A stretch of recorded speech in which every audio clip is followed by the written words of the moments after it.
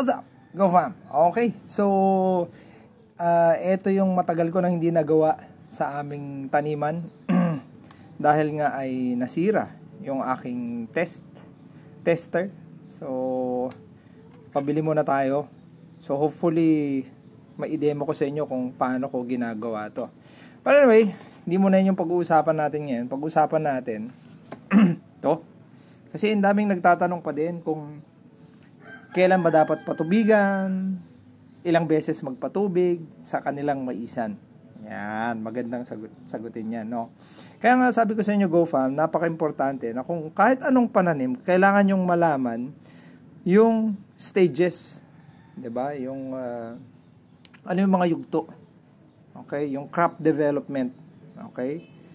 Yung corn stage at saka crop development. Kasi nga, sabi ko nga, merong 3 yugto yan. Ayan, maingay na yung manok sa amin.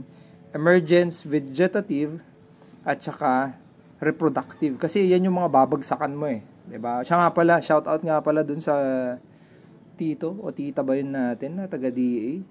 No? Sa ganda ng aking sinabi, yung aking spelling pang nakita.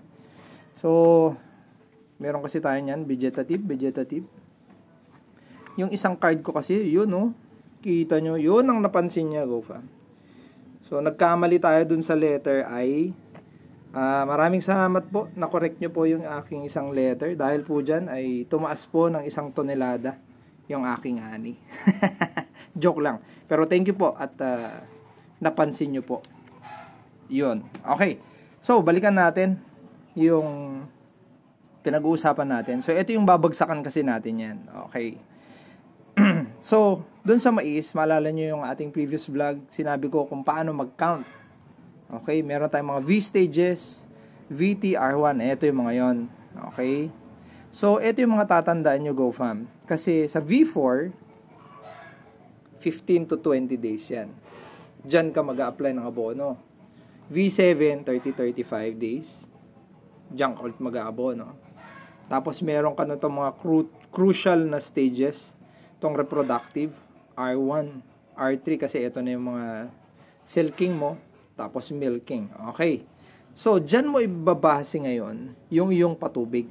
Okay. So, imagine mo, wala talagang tubig. Walang tubig, walang ulan or something. Pero huwag naman yung sobrang drought, no? Kasi ibang factor naman yon.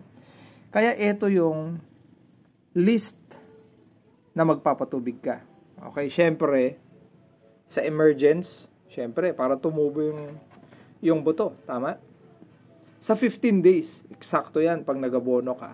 Sa 30 days ulit, babagsakan mo yan.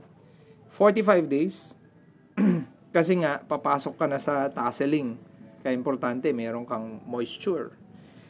Sa silking, importante yan, kaya meron kang patubig ulit dyan. At saka yung last na patubig mo, GoFam, R3. Milking stage yan. Yun. So, syempre, di ba? Pag umulan naman, huwag ka na magpatubig para makatipid ka. O, di ba? Kopyahin mo na.